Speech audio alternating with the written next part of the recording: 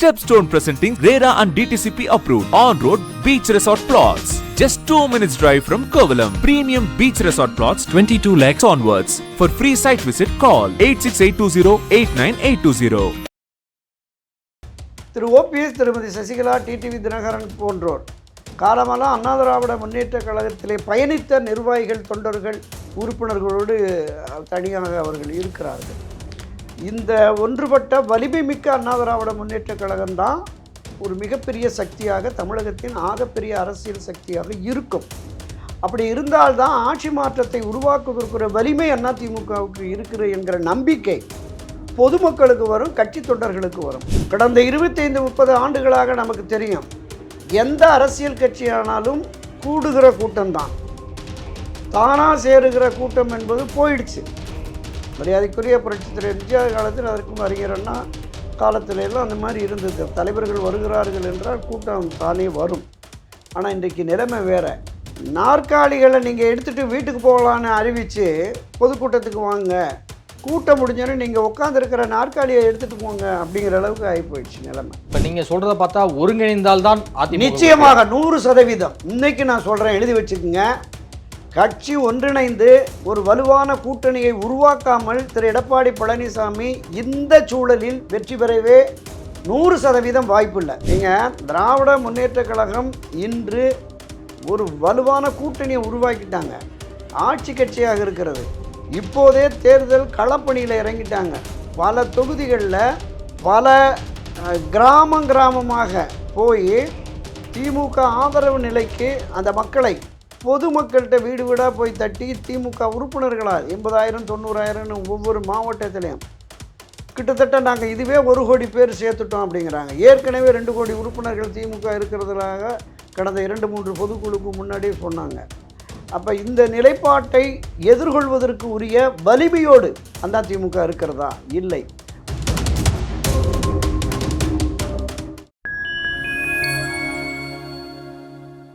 Fine time media நேயர்களுக்கு வணக்கம். நான் உங்கள் சிங் துகன். நம்ம சிறப்பு நிகழ்ச்சியில் நம்மோடு இணைந்திருக்கிறார் மதிப்பிற்குரிய மூத்த பத்திரிகையாளர் மற்றும் அரசியல் விமர்சகர் திரு துரை கருணா அவர்கள். வணக்கம். வணக்கம் சகோதரன். தேர்தலுக்கு இன்னும் 8 மாத காலங்கள் இருக்கு. ஸோ அப்படி இருந்தும் இப்போதே எல்லா கட்சிகளுமே சுற்றுப்பயணத்தை ஆரம்பித்திருக்கிறது. இந்த சுற்றுப்பயணம் என்பது தலைவர்கள் எல்லோருமே தங்களுக்கான மக்கள் செல்வாக்கை நிரூபிப்பதற்காக புறப்பட்டிருக்கிறார்களா, அல்லது உண்மையாகவே மக்கள் மீதான ஒரு அக்கறையா? எதிர்வரும் 2026 சட்டப்பேரவை தேர்தல் என்பது தமிழகத்தில் இருக்கிற எல்லா அரசியல் கட்சிகளுக்கும் ஒரு மிகப்பெரிய சவாலாக தான் இருக்கிறதா நம்ம பார்க்கலாம். திராவிட முன்னேற்ற கழகம் தற்போது ஆட்சி கட்சியாக இருக்கிறது. மீண்டும் ஆட்சி அதிகாரத்திற்கு வர வேண்டும் என்கிற நோக்கத்தோடு இப்போ அவங்க தேர்தல் களமாட தொடங்கி விட்டார்கள். மரியாதைக்குரிய அண்ணா திராவிட முன்னேற்ற கழகத்தினுடைய நிறுவன தலைவரும் மறைந்த முன்னாள் முதலமைச்சருமான புரட்சித் தலைவர் எம்ஜிஆர் அவர்கள் தமிழ்நாட்டில் 1977, 80, 84 ஒரு தொடர் வெற்றியை, சட்டப்பேரவை தேர்தலில் ஒரு ஹாட்ரிக் வெற்றியை கொடுத்தார். மரியாதைக்குரிய மறைந்த முன்னாள் முதலமைச்சர் செல்வி ஜெயலலிதா அவர்களும் 91, 2001, 2011 அதனுடைய நீட்சியாக 2016 ஒரு தொடர் வெற்றியை, 32 ஆண்டுகளுக்கு பிறகு ஒரு தொடர் வெற்றியையும் அவர் சாத்தியப்படுத்தினார். திராவிட முன்னேற்ற கழகத்தை பொறுத்த அளவில் அவர்கள் 6 முறை ஆட்சி கட்சியாக இருந்தாலும் ஒரு தொடர் வெற்றி இதுவரை சாத்தியப்படவில்லை. இந்த முறை திரு ஸ்டாலின் அவர்கள் அது ஒரு கௌரவ பிரச்சனையாக எடுத்திருக்கிறார். மீண்டும் திராவிட முன்னேற்ற கழகம் ஆட்சி அமைத்தே தீர வேண்டும் அப்படின்னு. அதனால தான் நடைபெற்று முடிந்த 2024 நாடாளுமன்ற பொதுத் தேர்தல் முடிந்த ஒரு வாரம் 10 நாட்களுக்குள்ளேயே நிர்வாகிகள் கூட்டத்தை கூட்டி 200+, 2026 200க்கும் மேற்பட்ட தொகுதி, வெல்வோம் 200, படைப்போம் வரலாறு அப்படின்னு போஸ்டர் அடித்து ஒட்டி களத்தில் இறங்கிட்டாங்க. நீங்கள் குறிப்பிட்டது மாதிரி தேர்தலுக்கு ஒரு 3 மாதம் 6 மாதத்துக்கு முன்பு கூட்டணி பேச்சுவார்த்தை, யார் யாரோடு சேர்வது, யாருக்கு எத்தனை இடங்கள், எந்தெந்த தொகுதிங்கிற இந்த பங்கீடுகள்லாம் முடித்து அதிகபட்சம் ஒரு மாதம் 40 நாட்கள் தான் அந்த பிரச்சாரம் இருக்கும். அப்போ தான் மக்கள் மனதிலையும் பதியும். ஆனால் இன்றைக்கு 1 வருடத்திற்கு முன்பே திராவிட முன்னேற்ற கழகம் அதற்கான பணிகளை தொடங்கி தேர்தல் பிரச்சாரத்தை தொடங்கிட்டாங்க. 234 தொகுதிகளுக்கும் பொறுப்பாளர்கள் நியமிச்சிட்டாங்க. பாக பொறுப்பாளர், பூத்து கமிட்டியெல்லாம் 1 மாதத்துக்கு முன்னாடி தான் பூத்து கமிட்டியே போடுவாங்க. ஆனால் இப்போது பூத் கமிட்டி வரைக்கும் எல்லாம் நியமித்து அவர்களை கண்காணிப்பதற்கென்று பல்வேறு குழுக்கள், மாநில குழு, மாவட்ட குழுக்கள், அமைச்சர்கள் கொண்ட குழுக்கள்லாம் போட்டு ஒவ்வொரு அமைச்சர்களும் இப்போதே களப்பணியில் இறங்கியிருக்காங்க. அதே நேரத்தில் திராவிட முன்னேற்றக் கழகத்திற்கு எதிராக பிரதான எதிர்க்கட்சியான அண்ணா திராவிட முன்னேற்றக் கழகம் ஒரு வலுவான கூட்டணியை உருவாக்கி இருக்கிறதானா இதுவரையிலும் உருவாக்கலை. ஒரு வலிமையான இயக்கமாக அண்ணா திராவிட முன்னேற்றக் கழகம் இப்போது இருக்கிறது என்றால் அதுவும் இல்லை.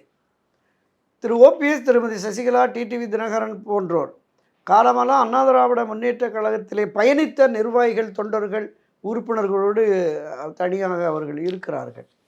இந்த ஒன்றுபட்ட வலிமை மிக்க அண்ணா திராவிட முன்னேற்றக் கழகம்தான் ஒரு மிகப்பெரிய சக்தியாக, தமிழகத்தின் ஆகப்பெரிய அரசியல் சக்தியாக இருக்கும். அப்படி இருந்தால்தான் ஆட்சி மாற்றத்தை உருவாக்குவதற்குரிய வலிமை அதிமுகவுக்கு இருக்கிற என்கிற நம்பிக்கை பொதுமக்களுக்கு வரும், கட்சி தொண்டர்களுக்கு வரும். அப்படி வந்தால்தான் திமுகவுக்கு எதிராக தீவிரமாக களமாடுவார்கள்.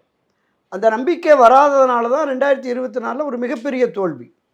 இதுவரைக்கும் இந்த 52 ஆண்டுகால அரசியல் வரலாற்றில் அண்ணா திராவிட முன்னேற்றக் கழகத்தின் வரலாற்றில் சந்தித்திராத மிகப்பெரிய தோல்வி. 15 நாடாளுமன்ற தொகுதிகளில் 3வது இடம் போயிடுச்சு. ஒரு 7 தொகுதிகளில் கட்டுத்தொகையை இழந்துருச்சு. ஒரு தொகுதியில் 4வது இடம் நாம் தமிழருக்கு அடுத்த இடம் போனதாக கூட நமக்கு தகவல்கள் இருக்குது. நீங்கள் ஒட்டுமொத்தமாக அந்த தேர்தலில் பதிவான 234 சட்டப்பேரவை தேர்தலில் பதிவான வாக்குகளை எடுத்து பார்த்தீங்கன்னா வெறும் 11 இடங்களில் தான் அதிமுக வெற்றி பெற்றதாக இருக்கிறது. 100க்கும் மேற்பட்ட தொகுதிகளில் கட்டுத்தொகை இழந்திருக்கிறது. 100க்கும் மேற்பட்ட தொகுதிகளில் 2ஆம் இடம் 3ஆம் இடம் பெற்றிருக்கிறது. இதை மீட்டெடுத்து எதிர்வரும் 2026 தேர்தலில் நாம் வெற்றி பெற்று ஆட்சி அதிகாரத்திற்கு வர வேண்டுமென்றால் விலக்கி வைக்கப்பட்டவர்கள், விலகிச் சென்றவர்கள், அதிருப்தியாளர்களை கொண்டு வர வேண்டும் என்கிற கருத்தாக்கத்தின் அடிப்படையில் தான் திரு எடப்பாடி பழனிசாமி தலைமையிலான அதிமுகவில் பயணிக்கிற மூத்த முன்னோடிகள் அதற்கான முயற்சியை எடுத்தாங்க. ஆனால் திரு எடப்பாடி பழனிசாமியினுடைய பிடிவாதத்தால் அது சாத்தியப்படாமையே போயிடுச்சு. இன்று வரையிலும் அந்த பிடிவாதத்தை தளர்த்தாமலே இருக்கிறார். கள யதார்த்தம் என்பது அவர்களும் இணைந்தால் மட்டுமே ஒரு மகத்தான வெற்றியை, ஆட்சி அதிகாரத்திற்கு வரக்கூடிய வெற்றியை பெற முடியும் என்பதுதான் இன்றைய நிதர்சனம். கள யதார்த்தம் அதுவாகத்தான் இருக்கிறது. ஆனால் வீம்பு வரட்டு பிடிவாதத்தால் திரு எடப்பாடி பழனிசாமி தான் புரட்சித் தலைவர் எம்ஜிஆருக்கு இணையான தலைவர், செல்வி ஜெயலலிதாவுக்கு இணையான தலைவர் என்கிற ஒரு போலியான தோற்றத்தை அவரே உருவாக்கி கொண்டு இந்த சுற்றுப்பயணத்தை மேற்கொள்கிறார்.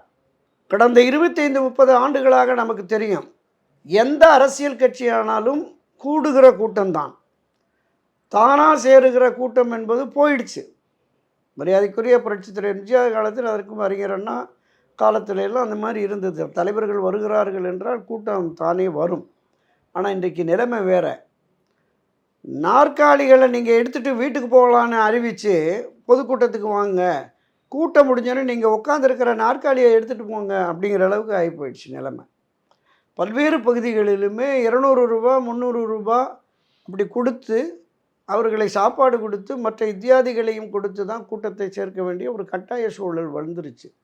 எனவே இந்த கூடுகிற கூட்டம் என்பது திரு எடப்பாடி பழனிசாமி மீதான நம்பிக்கையின் அடிப்படையிலோ அல்லது அடுத்து இவர் ஆட்சி அதிகாரத்திற்கு வருவார் என்கிற எண்ணத்தின் அடிப்படையிலோ வரவில்லை. கூடுகிற கூட்டம் வாக்குகளாக மாறாது, அதை அவர் உணர வேண்டும். இன்னொன்று, திராவிட முன்னேற்றக் கழகத்திற்கு எதிரான ஒரு வலுவான கூட்டணியை உருவாக்குவதில் கூட இன்னும் அவர் தீவிர கவனம் செலுத்தவில்லை என்பதுதான் யதார்த்தம். என்டிஏ அதிமுகவோடு கூட்டணி அமைத்து விட்டது என்று அமித்ஷா அறிவித்தார். அதன் பிறகு சென்னைக்கு வந்து அதை உறுதிப்படுத்திட்டு போனார். ஆனால் தேர்தல் உடன்பாடு கொண்ட பாரதிய ஜனதா கட்சியோடோ அல்லது 2024 இந்த பாரதிய ஜனதா கட்சியோடு அணி சேர்ந்த அந்த என்டிஏவில் பயணிக்கிற பாமக, தமாக உள்ளிட்ட அந்த அரசியல் கட்சி தலைவர்களோடோ திரு எடப்பாடி இதுவரை பேசவில்லை. பாஜகவுடனும் இதுவரை பேசவில்லை. நயினார் நாகேந்திரனை சந்தித்து ஏதாவது பேசினாரா? இல்லை. ஒருமுறை நயினார் நாகேந்திரன் டெல்லி போனபோது திராவிட முன்னேற்றக் கழகம் ஒரு வலுவான கூட்டணி கட்டமைப்போடு இருக்கிறது, ஆட்சி அதிகாரத்திலே தவறுகள் நடைபெறுகிறது, கட்சியினர் தவறு செய்கிறார்கள், சட்டம் ஒழுங்கு பிரச்சனை இல்லை, இதை மக்களிடம் எடுத்து செல்வதற்கு கூட்டணி பலத்தோடு போனால்தான் சரியாக இருக்கும் என்று திரு நயினார் நாகேந்திரனிடம் சொல்லி அனுப்பியிருக்கிறாங்க. அவர் திரு எடப்பாடி பழனிசாமி அணுகிய போது இப்போ என்ன அவசரம் பார்த்துக்கிறலான்னு அவர் தன்னை மட்டுமே முன்னிலைப்படுத்தி போகிறார். 8 மாதத்திற்கு முன்பே சென்று மீண்டும் அதிமுக ஆட்சி அமைய வேண்டும் என்று இவரை மட்டுமே முன்னிலைப்படுத்தி அதிமுகவை மட்டுமே முன்னிலைப்படுத்தி செல்லுகிறார். அந்த அதிமுகவும் பலகீனமான அதிமுக இருக்கிறது என்பதுதான் கள யதார்த்தம். கூட்டணியும் இல்லை, கட்சியிலும் பலம் இல்லை. இந்த சூழலில் இவருடைய பிரச்சாரம் இவரை ஆட்சி அதிகாரத்திற்கு கொண்டு வந்து அமர்த்துவதற்கு கை கொடுக்குமா என்பதால் அது மிகப்பெரிய கேள்விக்குறின்னு தான் நம்ம பார்க்கணும். ஆனா அதிமுக தரப்பில் என்ன சொல்றாங்க அப்படின்னா, இப்போதே எடப்பாடி அவர்களுக்கு ஒவ்வொரு இடத்துலயும் மக்கள் செல்வாக்கு தன்னிச்சையா வந்து கூடுறாங்க, யாருமே காசு கொடுத்து கூட்டப்படலை அப்படிங்கிற மாதிரியான விஷயத்த வந்து அதிமுக தரப்புல வந்து முன்வைக்கிறாங்க. இதெல்லாமே தன்னிச்சையா எழுந்த ஒரு கூட்டம். அன்றைக்கு வந்து எம்ஜிஆருக்கு எப்படி ஒரு புரட்சி பயணம் மேற்கொள்ளும் போது மக்கள் திரள் வந்தாங்களோ, அதே மாதிரியான ஒரு புரட்சி பயணத்துல இப்போது புரட்சி தமிழராக இருக்கக்கூடிய எடப்பாடி அவர்களுக்கு வர்றாங்க அப்படிங்கிற மாதிரி அதிமுகவினர் வந்து சொல்றாங்க. இதை எப்படி புரிஞ்சுக்கணும்? இல்லை, இதையும் தாண்டி புரட்சி தலைவர் எம்ஜிஆரை விடவும் மரியாதைக்குரிய செல்வி ஜெயலலிதா அவர்களை விடவும் உங்களுக்கு அதிகமான மக்கள் செல்வாக்கு இருக்கிறது, மக்கள் இப்படி தன்னெழுச்சியாக திரண்டு வருகிறார்கள், அடுத்து நீங்கள் தான் ஆட்சி அதிகாரத்திற்கு வருவீர்கள் என்று அவரை சுற்றியுள்ள சில பேர் வந்து அவருக்கு தூபம் போடுகிறார்கள். அதில் எந்த மாற்று கருத்தும் இல்லை. ஆனால் புரட்சி தலைவர் எம்ஜிஆர் போன்றோ அல்லது செல்வி ஜெயலலிதா போன்றோ மிகப்பெரிய ஆளுமையோ மக்கள் செல்வாக்கோ 100% தொண்டர்களின் ஆதரவோ மரியாதைக்குரிய திரு எடப்பாடி பழனிசாமி இல்லை என்பது நிதர்சனம், கள யதார்த்தம். அதையும் அவர் உணர்ந்துக்கிறணும். கூட்டம் வருகிறது, மாற்று கருத்தே இல்லை. கூட்டப்பட்ட கூட்டம் என்பதுதான் நிதர்சனம், அதில் எந்த மாற்று கருத்தும் இல்லை. ஏன்னா அண்மையில் புதுக்கோட்டை மாவட்டத்தில் எங்கெங்கே எவ்வளவு பணம் விநியோகித்தார் என்பதெல்லாம் இப்போ வலைத்தளங்களில் வந்துருச்சு, நிறைய வந்துருச்சு. காட்சி ஊடகங்களிலும் கூட அது காட்டப்பட்டிருக்கிறது. எனவே கூடுகிற மக்களுக்கு தெரியும் இது நாம் தானாக வந்தோமா இல்லை நமக்கு பணம் கொடுத்து கொண்டு வந்தாங்களா அப்படிங்கிறது தெரியும். நீங்கள் வாங்க கூட்டத்துக்கு உங்களுக்கு இவ்வளோ பணம் தர்றோன்னு பேசுனதெல்லாம் கூட வருகிறது. எனவே மக்கள் தன்னெழுச்சியாக வந்து திரு எடப்பாடி பழனிசாமிக்கு ஆதரவு, அவரை முதலமைச்சராக்க வேண்டும் என்று வந்தார்கள்னா அது வந்து இது கட்டமைக்கப்பட்ட ஒரு அவரை பெரிய அளவில் ப்ரொமோட் பண்ணணும் அப்படிங்கிற மாதிரி.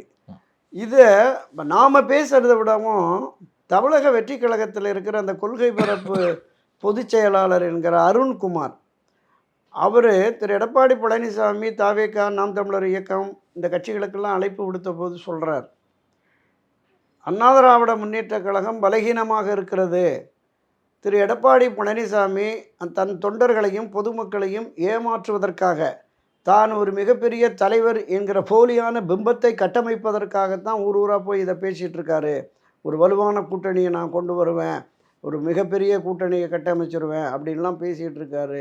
ஆனால் யதார்த்தம் அது இல்லை என்று அரசியல் களத்திற்கு வந்து தேர்தலை சந்தித்து தங்களுக்கான ஆதரவு நிலைப்பாடு எத்தனை சதவீத வாக்கு என்று நிரூபிக்காத ஒரு அரசியல் கட்சியினுடைய பிரமுகர் 7 ஆண்டு ஆட்சி கட்சியாக இருந்த அதிமுகவை 31 ஆண்டுகள் இந்த மண்ணிலே ஆட்சி செய்த அண்ணா திராவிட முன்னேற்ற கழகத்தை இந்த அளவுக்கு மலினப்படுத்தி பேசுகிறார் என்றால் எந்த நிலைக்கு அதிமுகவை திரு எடப்பாடி வைத்திருக்கிறார் அப்படிங்கிறத நம்ம பார்க்குறோம். இவரே இந்த பிரிந்து கிடக்கிற விலகி வைக்கப்பட்டிருக்கிற காலமெல்லாம் இரட்டலைக்கு வாக்களித்தப்பட்ட ஒரு 7-8% வெளியில் இருக்குது. அவர்களை முதலில் இணைப்பதை விட்டுவிட்டு ஊருக்கு போய் காங்கிரஸ் கட்சி வரணும், விசிகா வரணும், பொது உடைமை கட்சிகள் வரணும், சிவப்பு கம்பளம் விரித்து வரவேற்கிறேன், யாருமே வரல, மிக மோசமாக விமர்சிக்கிறார்கள். அதே போல் இந்த தன்னை நாடி வந்திருக்கிற என்டிஏ கட்சிகளையும் அவர் இணைப்பதற்கு அதுக்கான முயற்சியை பண்ணலை. அப்போ வலிமை மிக்க அண்ணா திராவிட முன்னேற்ற கழகத்தை முதலில் உருவாக்கிவிட்டு தன்னிடம் வருகிற அந்த வலுவான கூட்டணியையும் கட்டமைத்து விட்டு இவர் தேர்தல் பிரச்சாரத்தை மேற்கொண்டால் தான் அது வெற்றிக்கானதாக இருக்கும். ஆனால் இந்த ஒரு பலகீனமான நிலையிலேயே போய் ஒட்டுமொத்த மக்களும் எனக்கு ஆதரவு நிலைப்பாட்டில் இருக்கிறார்கள், நான் ஆட்சி மாற்றத்தை கொண்டு வந்து விடுவேன் என்றால் அது ஒரு போலித்தனமான செயலாக தான் நம்ம பார்க்குறேன். திராவிட முன்னேற்ற கழகத்திற்கு எதிராக மிகப்பெரிய அளவில் மக்களின் கோபம் இருக்குது. பொதுமக்களின் கோபத்தை தாண்டி கூட அரசு அலுவலர்கள், ஆசிரியர்கள், மருத்துவர்கள், செவிலியர்கள், மின்வாரிய ஊழியர்கள், போக்குவரத்து ஊழியர்கள், அங்கன்வாடி பணியாளர்கள், இந்த டாஸ்மாக் பணியாளர்கள், அரசு துறை மாற்றுத்திறனாளிகள், சார்ந்த பல சங்கங்கள்.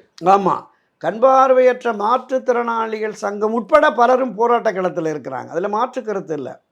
அப்போ இந்த ஆட்சியை மாற்ற வேண்டும் என்கிற எண்ணமும் மன உணர்வும் மக்களிடம் இருக்கிறது. அப்போ ஆட்சி மாற்றத்தை ஏற்படுத்தக்கூடிய வலிமை அண்ணா திராவிட முன்னேற்றக் கழகத்திற்கு இருக்கிறது என்கிற நம்பிக்கையை அந்த மக்களுக்கு நீங்கள் கொண்டு போகணும்ல. அடுத்து இவர்கள் தான் ஆட்சிக்கு வருவார்கள் என்றால் அவர்களுக்கு ஆதரவான நிலைப்பாட்டில் பொதுமக்களும் ஈடுபடுவார்கள், கட்சியினரும். இந்த வலுவான கூட்டணி என்றால் இந்த கூட்டணியில் என்டிஏல இருக்கிற கூட்டணி கட்சியும் இந்த ஆட்சி மாற்றத்தை நம்மால் கொண்டு வர முடியும் என்ற நம்புகிற அண்ணா திராவிட முன்னேற்றக் கழகத்தினரும் திராவிட முன்னேற்றக் கழகத்துக்கு எதிராக தீவிரமாக களமாடுவார்கள். அந்த நிலைப்பாட்டை உருவாக்காமல் நீங்கள் இருக்கிற மற்ற கட்சிகளை, திமுகவில் இருக்கிற கட்சிகளை கூப்பிடுறது, புதிதாக பயணிக்கிற தாவேக்காவை அழைப்பது, இது எல்லாமே ஒரு சரியான அணுகுமுறை என்பதுதான் பொதுவெளி பார்வையாக இருக்குது. மக்களின் கருத்தாகவும் அண்ணா திராவிட முன்னேற்றக் கழகத்தில் பயணிக்கிறவர்களுடைய எண்ணமும் சிந்தனையாக தான் இருக்குது. அவருடைய பயணத்தின் போது ஒரு ஊரில் ஒரு கூட்டத்தில் கேட்டிருக்காங்க, ஏங்க கட்சியை எப்போ இணைப்பீங்க அப்படின்னு. அதெல்லாம் கோர்ட்டில் இருக்குது, பார்த்துக்கலாம் அப்படின்னு கடந்து போகிறார். பத்திரிகைகளுக்கு, காட்சி ஊடகங்களுக்கு அளிக்கிற பேட்டியில் திரு ஓபிஎஸ் இணைப்பார்களா, எந்த நிபந்தனையும் இல்லாமல் வருகிறேன் என்று சொல்லுகிறார்களே அப்படின்னு கேட்டால் அதெல்லாம் காலம் கடந்து போச்சுங்க அப்படிங்கிறார். அவர் எந்த நிபந்தனையும் விதிக்கவில்லை. கட்சி ஒன்றுபட வேண்டும். புரட்சித் தலைவர் எம்ஜிஆர், செல்வி ஜெயலலிதா கட்டி காப்பாற்றிய இந்த இயக்கம் அவர்கள் வழியில் தொடர்ந்து பயணிக்க வேண்டும்.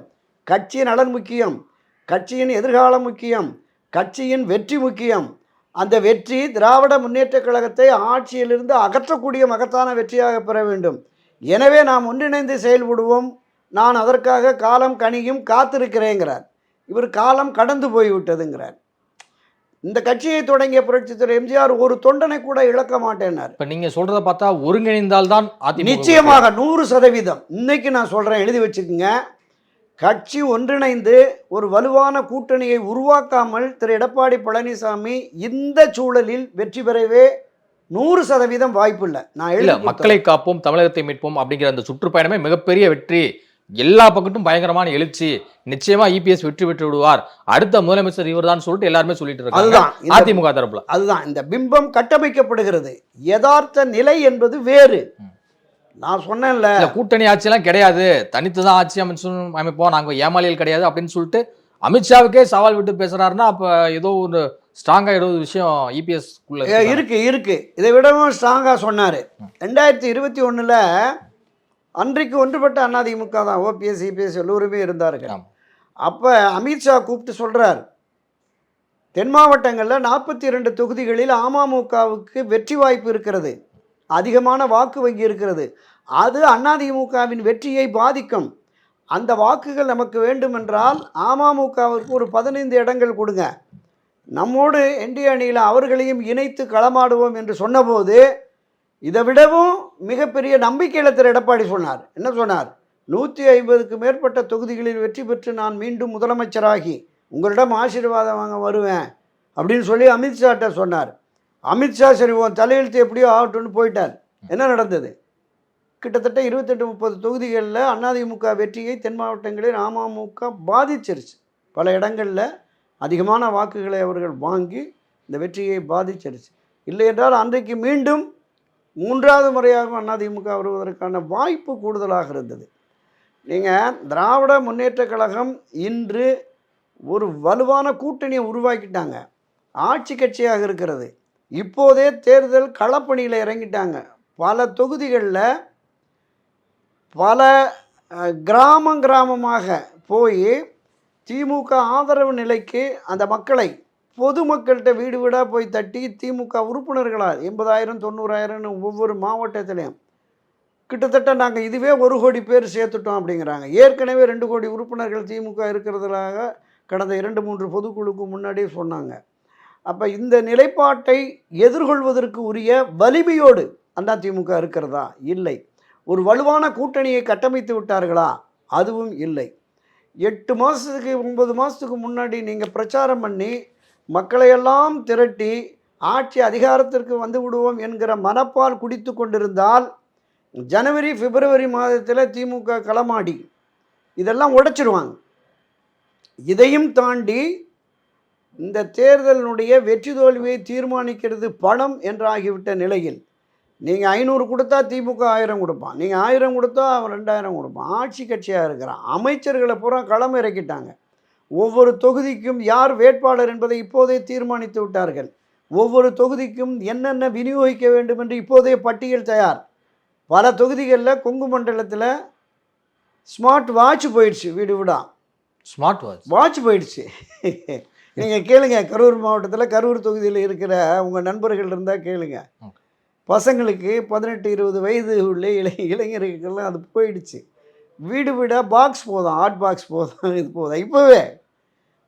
ஆக ஒவ்வொரு அமைச்சர்களும் ஒவ்வொரு அமைச்சர்களும் 20 தொகுதி 30 தொகுதின்னு கையில் எடுத்துட்டு அவங்க தீவிரமாக இறங்கிட்டாங்க. இப்போ ஒரு தன்னெழுச்சியாக மக்கள் என் பின்னால் வருகிறார்கள்னு கூட்டத்தை காட்டிட்டு இருக்காரு. இந்த கூட்டம் வாக்குகளாக மாறுவாங்கிறது தான் நம்ம மிகப்பெரிய அளவில் மோடியை சந்திப்பதற்கு இன்னும் நாங்கள் வந்து யோசிச்சுட்டு இருக்கோம் அப்படிங்கிறாரு இபிஎஸ். புரட்சி தலைவர் எம்ஜிஆர் காலத்தில் அடிக்கடி திரு கருணாநிதி சொன்னார், ஊர் ஊருக்கு போய் சொல்லுவார், கடலென திரண்டு கூட்டமெல்லாம் வர்றீங்க, ஓட்டை மட்டும் அங்கே போட்டு போயிடுறீங்க அப்படின்னு. அந்த நிலைமை தான் இப்போ வரப்போகுது. கூட்டங்கள் நிறைய வரும், சேர்க்கலாம், நம்ம சேர்க்கறது பொறுத்த இருக்கு. கலைஞர் பதிவு பண்ணி நிச்சயமா அதை பதிவு பண்ணியிருக்காரு. இந்த கூட்டங்கள் கேட்க வர்றீங்க, ஆமாம், வருகிற கூட்டம் வாக்குகளாக மாறாது என்பது அப்போதிருந்தே இருக்கு, காலங்காலமாக அது இருக்கிறது. நீங்கள் கடந்த 2021-26 வடிவேலு திமுகவுக்கு ஆதரவாக போனார்ல, என்ன கூட்டம் வந்தது? 200க்கு மேல திமுக ஜெயிச்சிரும் அப்படின்னு எல்லாம் பேசினாங்க. வடிவேலு போற பக்கம் பூரா சார் சாரியா கூட்டம், எங்க பார்த்தாலும் கூட்டம் இருந்தது. என்னாச்சு? ஒண்ணுமே இல்லை. திமுகவுக்கு அவருடைய மொத்தமா 31 சீட் தான் ஜெயிச்சாங்க. திமுக தோற்றத்தோட அவருடைய அந்த திரையுலக அரசியல் எதிர்காலம் காலி. எனவே கூட்டத்தை வைத்து நாம் பண்ண முடியாது. நாம் வகுக்கிற வியூகம், நாம் திட்டமிடுகிற அந்த செயல்பாடுகள், நம்முடைய அணுகுமுறை, இதுதான் வெற்றி தேடித்தரும். நாடாளுமன்ற தேர்தலில் திரு எடப்பாடி பழனிசாமி எடுத்த அந்த வியூகம் என்பதும் அவருடைய அணுகுமுறை என்பதும் கட்சியை அதல பாதாளத்திற்கு கொண்டு போயிடுச்சு. நம்ம முதற் சுற்றில் பேசினோம்ல, எந்த அளவுக்கு பின்னடைவு, சரிவு, பெரும் தோல்வின்னு, அதற்கு இவருடைய அணுகுமுறை தான் காரணம். ஒரு கட்சி தலைமையினுடைய வியூகம், அணுகுமுறை, அவர்களுடைய அந்த செயல்முறை சரியில்லை என்றால் கட்சி தலைமைக்கே பாடம் புகட்டுவார்கள். அண்ணா திராவிட முன்னேற்ற கழகத்தினுடைய அடிப்படை உறுப்பினர்களும் தொண்டர்களும் கட்சி தலைமைக்கே பாடம் புகட்டுவார்கள் என்பதற்கு மிகப்பெரிய எடுத்துக்காட்டு 2024. அதற்கு முந்தைய எடுத்துக்காட்டு 1996ஆம் ஆண்டு நடைபெற்ற தேர்தல் இருக்குல்ல, மிகப்பெரிய ஆளுமை, மக்கள் செல்வாக்கு மிக்க தலைவர், 5 ஆண்டுகள் முதலமைச்சராக இருந்த செல்வி ஜெயலலிதாவே தோற்று போனார். 4 இடங்கள் தான் வெற்றி பெற முடியும்.